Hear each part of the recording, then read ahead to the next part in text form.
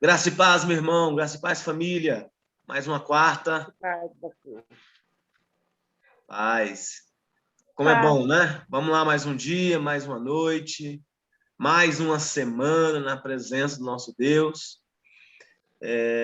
Eu tenho dito a alguns irmãos, a quem eu tenho falado essa semana, que até aqui o Senhor nos ajudou, né?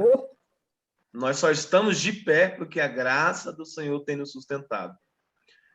E nós não vamos desistir, né? A vida pertence a Cristo e Ele que cuida da gente, Ele que vai dar força para a gente sair de qualquer situação que nós estejamos passando. Amém, queridos? Amém. Eu quero desejar um bem-vindo, então, aos irmãos que vai nos ouvir, que vai nos ver, depois, logo mais, pelo YouTube, pelo Facebook, pelo Instagram. Sejam todos bem-vindos à Igreja Batista Reformada Vida Abundante, às quartas-feiras, às 20 horas. É o nosso cantinho de oração, a nossa sala de oração, não é? É uma sala pública, todo mundo pode entrar e quem quiser entrar aí depois pelo link pode entrar também, tá bom? Bem, vamos orar, meus irmãos, minhas irmãs. Amém, Jesus. Deus, nós te damos graças porque até aqui o Senhor tem nos permitido estarmos vivos na tua presença. Eu sei, Senhor, que o mundo está de ponta cabeça.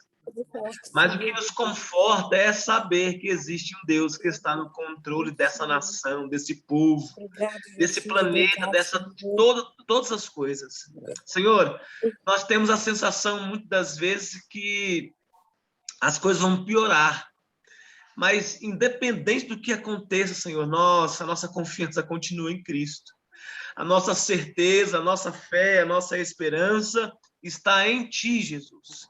Obrigado porque o Senhor nos proporcionou mais um dia de estarmos reunidos, embora um longe do outro, por conta da sala de oração. Na verdade, é uma sala mais online mesmo, mas o Senhor tem dado graça, Senhor, porque até aqui o Senhor nos ajudou. E por isso estamos alegres. Amém. E amém. Na verdade, a sala de oração começou com uma desculpa. Desculpa não, mas foi uma forma que a gente encontrou na pandemia de nos reunirmos, não é? E funcionou muito bem, graças a Deus. Né? Já faz quase um ano, mais de ano, que a gente se encontra aqui todas as quartas-feiras 20, né? E eu confesso aos irmãos que, independente do meu cansaço ou não, é uma satisfação enorme estar aqui com os irmãos, aprender com os irmãos, orar com os irmãos, com as irmãs, e falar do amor de Jesus, né? É muito bom mesmo.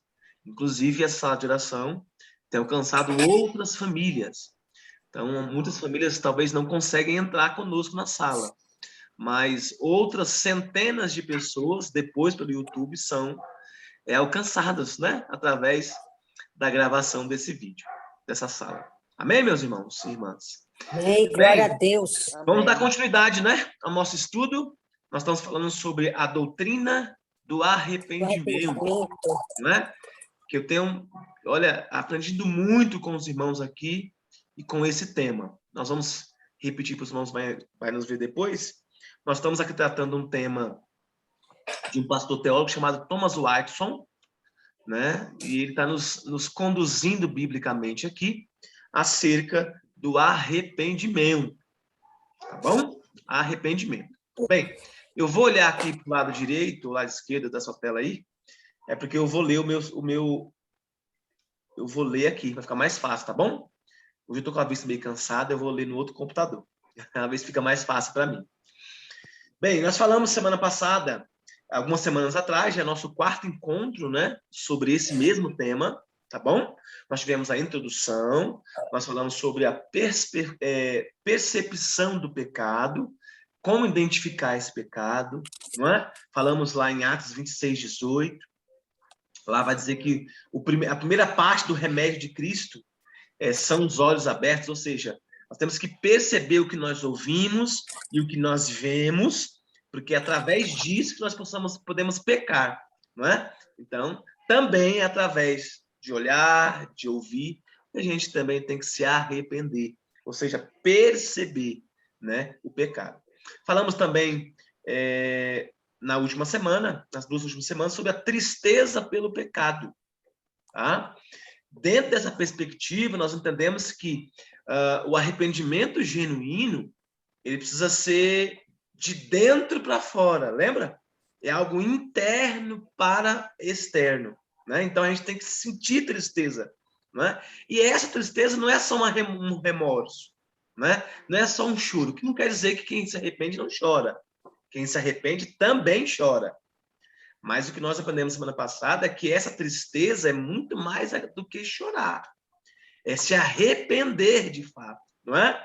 E nós falamos também que um arrependimento genuíno e bíblico é aquele que nós não voltamos mais a cometer.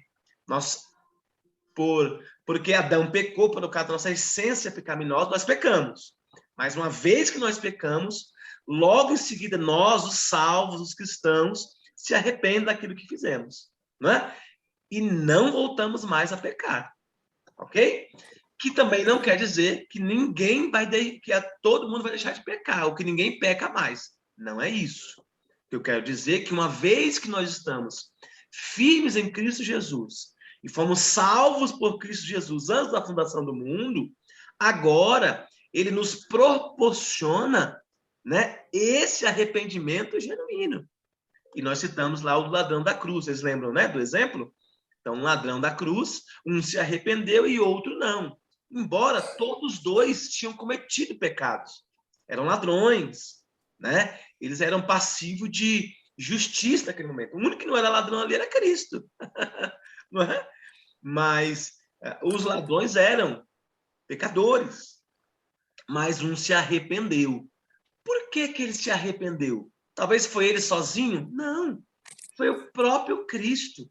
Ou seja, o evangelho levou aquele ladrão, né? A proclamação do evangelho, ele entendeu que quem estava lá com eles lá na cruz, no meio lá, era Jesus Cristo. Embora sendo um homem, mas era Deus 100%. Ok? Então, dentro dessa perspectiva, desse componente de tristeza, nós aprendemos algumas coisas semana passada, que foi tornar a Cristo precioso. Quando a gente se arrepende e se entristece com o pecado, são fragmentos ou são, que eu posso dizer aqui, característica de um verdadeiro arrependimento. Então, a tristeza nos leva ao arrependimento. E esta tristeza, aprendemos semana passada, que implica em tornar-se Cristo precioso. Quando a gente se entristece com o pecado, a gente entende que Cristo é precioso, que não temos que pecar mais. Falamos ainda sobre a aplicação da tristeza, que ela implica em repelir o pecado. Ou seja, ela impede o pecado. Porque você fica atento, né? Você observa bem o que está acontecendo ao seu lado. Então, no momento que a carne, né, que é fraca, é pecadora, nós somos pecadores, aí existe o Espírito Santo de Deus que nos faz, poxa, peraí, tem a consequência, vamos parar de pecar. Então, luta contra isso, né? A gente consegue repelir o pecado, ou seja, se afastar do pecado. Então, a tristeza também nos ajuda a implicar para preparar-se para receber o firme consolo. Ou seja, quando nós sentimos tristeza profunda, não é? Em detrimento ao arrependimento, isso vai gerar em nós o quê? Uma certeza que quem vai nos consolar é Cristo, não é? É Ele que vai nos perdoar dos nossos pecados. Falamos sobre tudo isso na semana passada. Falamos também que a verdadeira tristeza ela tem que ser espiritual e interior, né? Tem que ser de verdade. Não dá para sair lágrima com fingimento. Não tem que ser de verdade. Você está sentindo uma profunda tristeza, você está sentindo bem, né? Você sentiu repulsa do pecado. Então, é a verdadeira tristeza espiritual e interior. E isso, obviamente, vai gerar em nós o quê, gente? Arrependimento. Falamos também da tristeza espiritual, que ela tem que ser sincera, não é? Tem que ser uma tristeza sincera. E o que é a tristeza sincera, pastor? É quando a gente entende, através do nosso pecado, que nós ofendemos Deus. E nós não ficamos felizes com isso. Nós nos entristecemos em ofender Deus. E isso é uma tristeza espiritual. Ou, desculpa, uma tristeza sincera. É quando você se arrepende de verdade. Tudo isso eu estou só repetindo, tá, irmãos? Nós falamos semana passada, tá bom? Hoje nós vamos falar sobre o terceiro componente dessa doutrina de um arrependimento genuíno, que é a confissão de pecado. A tristeza é um sentimento tão forte que terá expressões. Então é algo interno, né? Essa tristeza de nós, essa repulsa do pecado, esse entendimento, esse temor de não ofender mais Deus, que a gente se entristece, não é? E isso vai gerar algo, o sentimento externo, expressões externas. Suas expressões são lágrimas nos olhos e confissão nos lábios. Os da linguagem de Israel, os da linhagem de Israel, puseram-se em pé e fizeram confissão com seus pecados. Está lá em Neemias 9:2. Então, já apresenta aos irmãos aqui um texto dizendo que os israelitas se arrependeram, né? E confessaram, né? Com seus lábios. Gregório de Nazianzo chamou a confissão de um bálsamo para a alma ferida. Olha que lindo isso, gente. Então, a confissão de pecado é uma pomada, é um remédio para a nossa alma. Quando você confessa o pecado. Isso é lindo, gente. E quando nós temos o entendimento de confessar esse pecado, é claro e é muito óbvio que isso é um arrependimento bíblico e genuíno. É isso que nós estamos aprendendo aqui hoje. Tá bom? Se você puder anotar essa frase aí do Gregório, viu? Então, confissão é um bálsamo para a nossa alma ferida. A confissão do pecado é autoacusadora. Eu é que peguei, tá lá eu que pequei, desculpa. Ou seja, você compreende que você pecou. É uma autoacusação, ou seja, você reconhece seu erro. Você se acusa. Poxa, eu errei contra Deus, contra os céus, contra a Bíblia. Então você tem essa percepção, né? Tá lá em 2 Samuel 24:17. Ela vai dizer que tem uma expressão que diz assim: eu pequei. Reconheceu o pecado. Bom, e a verdade é que por meio desta autoacusação, impedimos Satanás de nos acusarmos. Olha que legal isso. Em nossas confissões, nós identificamos com orgulho, infidelidade e paixão. Assim, quando Satanás, chamado de acusador dos irmãos, lançar coisas contra nós, Deus lhe replicará. Eles já acusaram a si mesmos. Então, Satanás, você já está destruído por motivos legítimos. Ou seja, está lá em 1 Coríntios 11:31. O que esse texto está nos apresentando aqui, que o apóstolo está nos apresentando aqui? Que quando há um arrependimento genuíno e que você confessa, não tem como o diabo te acusar e dizer assim, ó, aquele irmão, aquela irmã fez aquele pecado. Ele traiu a esposa, um exemplo, né? Olha, ele fez aquilo lá, ele desejou o mal para a pessoa. O diabo não pode acusar, porque quem trouxe essa autoacusação foi a nossa consciência em perceber que o que nós fizemos contra a lei de Cristo e contra a Cristo Jesus é passível de arrependimento. Temos que se arrepender. Então, esse texto vai dizer muito claramente, diz assim, ó, se nós julgássemos a nós mesmos, não seríamos julgados. Entendeu aí, igreja? Agora, a ideia aqui do texto é a gente perceber e ter um auto-julgamento. E isso só vai se dar se a gente tiver uma confissão dos pecados. Reconhecer, eu pequei. E eu confesso Deus, perdoa os meus pecados. Confessa, Senhor, pequei contra ti, isso. Confessa, tá bom? Vamos lá, vamos seguir.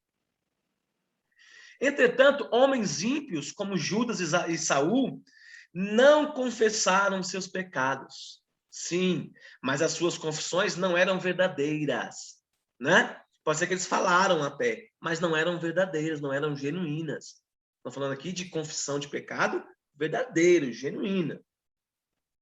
Para que a confissão de pecado seja correta e genuína, essas qualificações precisam estar presentes. Primeira qualificação, a confissão tem de ser espontânea. Tem de surgir como a água que brota do manancial livremente. A confissão precisa ser espontânea, ou seja, algo que vem do seu coração, não é? Que quando aquele momento está sentindo aquela profunda tristeza, que você confesse para Deus o seu pecado. A segunda coisa da confissão é a confissão, ela tem que ocorrer com contrição. O que é contrição? O coração precisa ressentir profundamente o pecado, né? Você vai sentir uma dor muito profunda sobre esse pecado, né? E não só as lágrimas, mas você vai ficar muito mal, né? Contrição é isso, é você perceber que aquilo que você fez foi mal, foi ruim perante as pessoas e perante Cristo. Então, quando você confessa com contrição, com entendimento que aquilo que você fez realmente foi errado, é um arrependimento genuíno. Uma outra confissão que eu quero citar para vocês aqui, o Alto está nos permitindo falar, é a confissão tem que ser sincera, obviamente, né? Nosso coração precisa estar em harmonia com a confissão. O hipócrita confessa o pecado, mas o ama. Aquilo que eu falei para vocês. Quem é o hipócrita? Ele confessa o pecado, mas volta a fazer de novo. Então, ele ama o pecado. Não.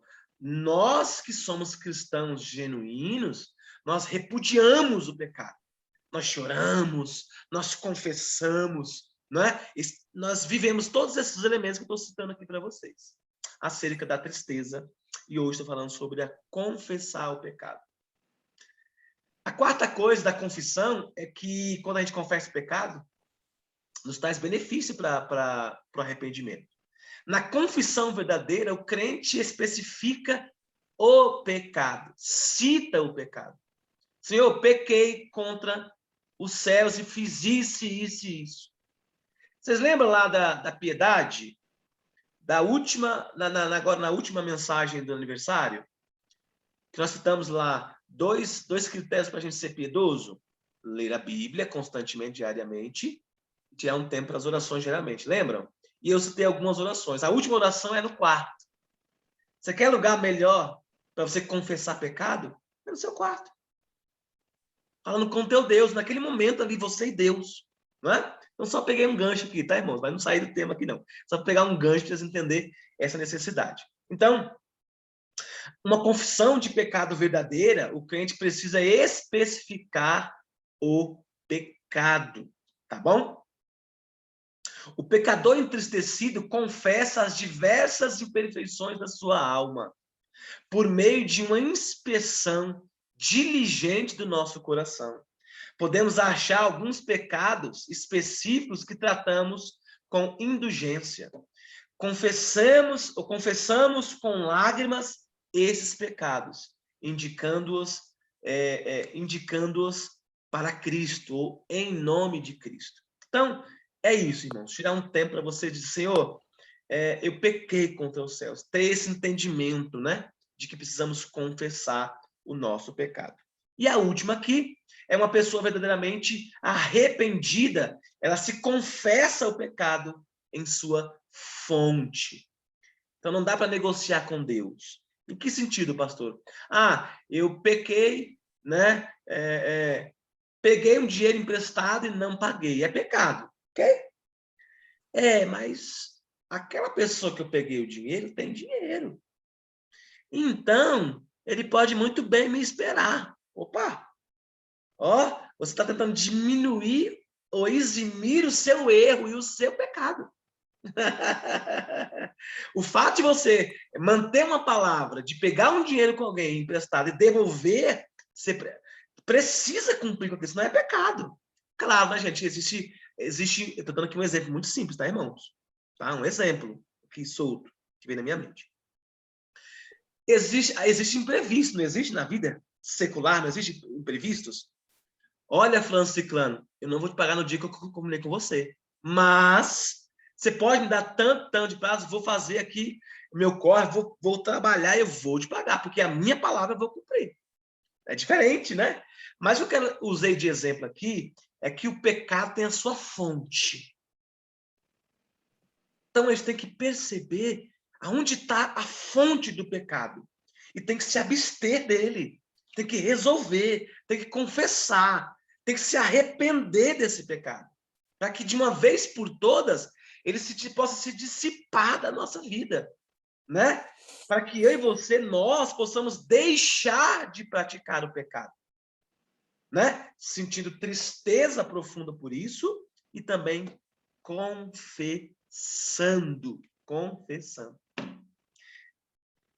Reconhece a contaminação da sua natureza. Então, quando você entende verdadeiramente, confessa o pecado na fonte, você rompe, né? Aquele que está apodrecendo, aquele que está contaminando você. Você entende, igreja? É isso que o texto está querendo dizer. O pecado de nossa natureza não é somente uma falta do bem, mas também uma infusão do mal.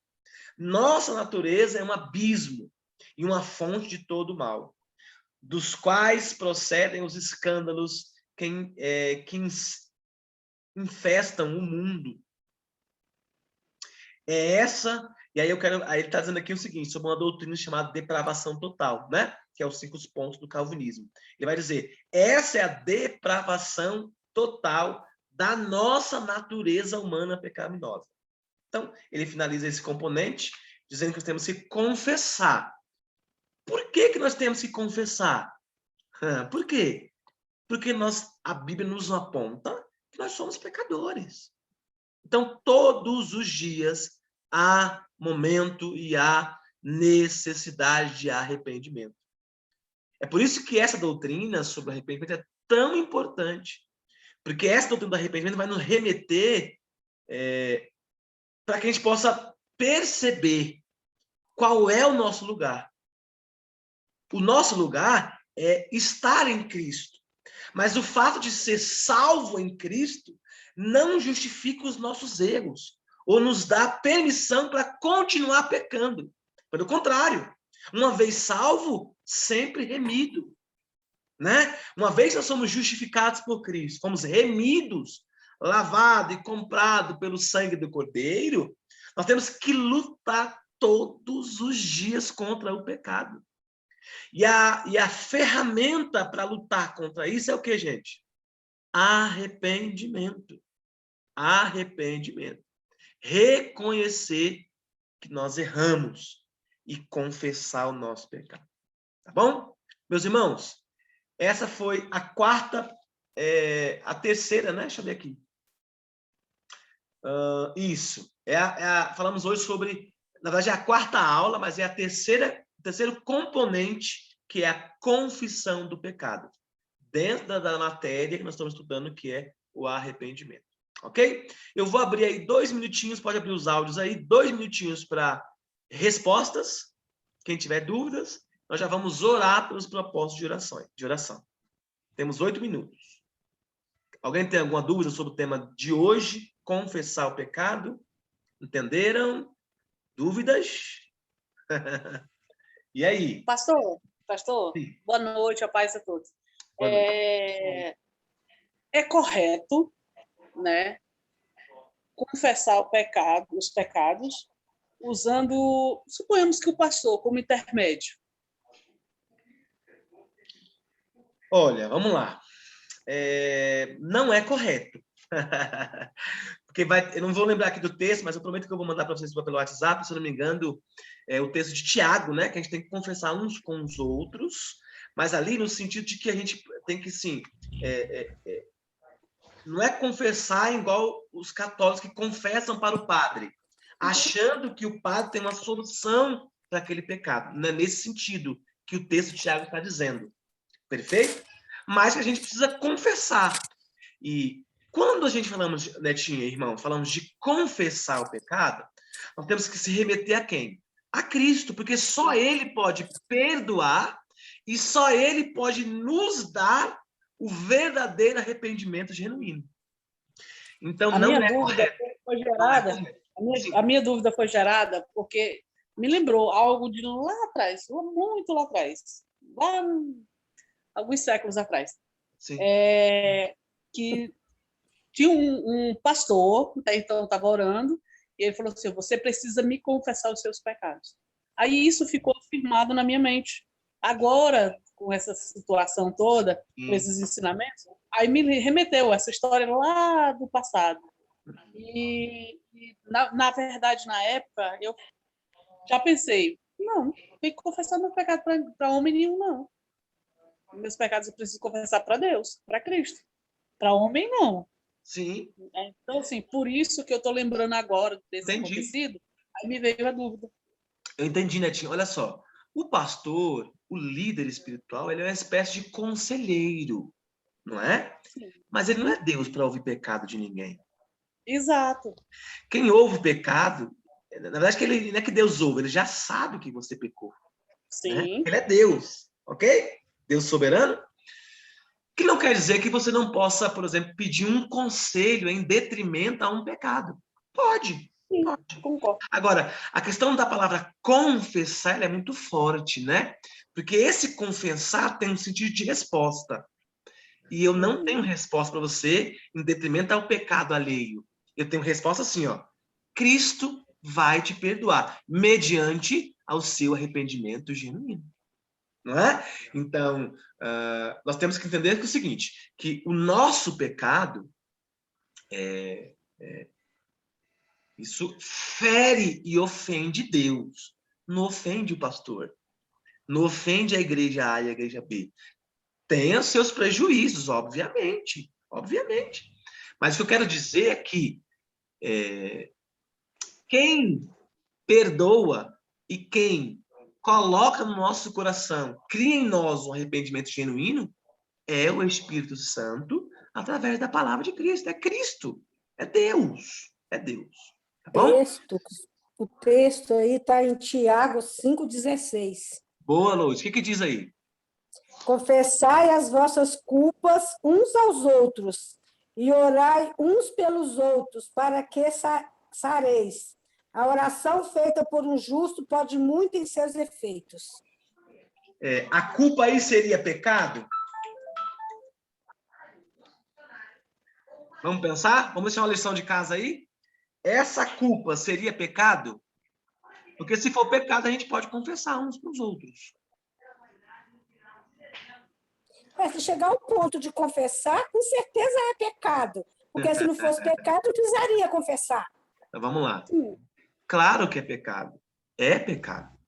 Aí, no caso, não é confessar, mas é você comunicar com o outro e juntos chegar em um entendimento. Qual entendimento? Que quem perdoa, quem gera arrependimento é Cristo. Então, quando você... mesmo porque a gente não pode também dizer assim, eu sou santo e o irmão é pecador. Então, ele fica para lá com o pecado dele e eu sou santa. Pelo contrário. Não é? A gente tem que, poxa, irmão, né? Por exemplo, você tem uma pessoa que tem uma amizade muito estreitada. Irmão, pequei, cara, que situação. Né? Eu quero falar para você que pequei demais. Mas não no sentido de que eu tenha a solução, né? Ou que o pastor, que o outro irmão tenha a solução. Mas que ele complementa, né? Mas que os dois possam orar juntos para pedir ao Pai para nos perdoar, né? Para pedir esse reforço, essa graça. Tá bom? Eita, foi bom, hein? Vamos lá. Vamos orar, que o tempo falta 2 minutinhos. Vamos orar, então? Vamos fazer assim. Cada um vai orar pelo seu pedido de oração. Nós temos 2 minutinhos. Tá bom? Ora em pensamento, ora em voz alta, do jeito que você quiser orar. Tá bom? Vamos orar, então? Okay. Nossa oração final? Ô Deus, nós somos gratos a Ti porque Tu és bom. Deus, até aqui o Senhor tem nos ajudado. Tu conhece as necessidades de cada irmão aqui. Uns querem agradecer, outros querem pedir, outros precisam de algo, como nós precisamos. Oh, Deus, vai de encontro a cada necessidade agora, Senhor, conforme a sua soberania, a sua vontade. Porque nós não estamos orando por alguém ou com alguém qualquer. Nós estamos clamando a um Deus vivo, santo, poderoso. Oh, Senhor, abençoa a vida da irmã Fátima, Senhor. Restaura a saúde física, espiritual, mental. Abençoa a irmã Loude, Senhor Jesus, o irmão dela. Abençoa a irmã Letícia, Senhor. Que ela possa conseguir ser inteligente na escola e conseguir fazer o que tem que ser feito. A irmã Netinha, o irmão Valdeci, a irmã Marina, todos que estão aqui nessa sala. Senhor, sonda os nossos corações. Nós somos desejosos, nós carecemos da tua graça, nós carecemos diante de ti. E nós aprendemos hoje que temos que confessar. Confessamos, Senhor. Perdoa as nossas falhas, perdoa os nossos pecados, porque somos falhos, Senhor. Nós queremos diante de ti buscar esse arrependimento genuíno, Senhor. Nós cremos nisso e já agradecemos. Em nome do Pai, do Filho e do Espírito Santo. Obrigado por essa oportunidade. Obrigado, Jesus. Em nome de Jesus. Obrigado. Amém. Assim seja. Amém. Que nós possamos nos confessar diariamente, sentir profunda tristeza pelo pecado, para que o arrependimento genuíno possa brotar em nós, a fim de que o nome do Senhor seja glorificado. Deus abençoe, povão. Beijo no coração, até quarta que vem, hein? Temos mais algumas quartas aí sobre esse mesmo tema, hein? Amém. Tá legal. Amém. Deus abençoe. Tchau, gente. Boa noite. Deus abençoe. Fiquem na bênção. Senhor Jesus seja com cada um de vós. Boa noite. Amém. Beijo, tchau. Tchau.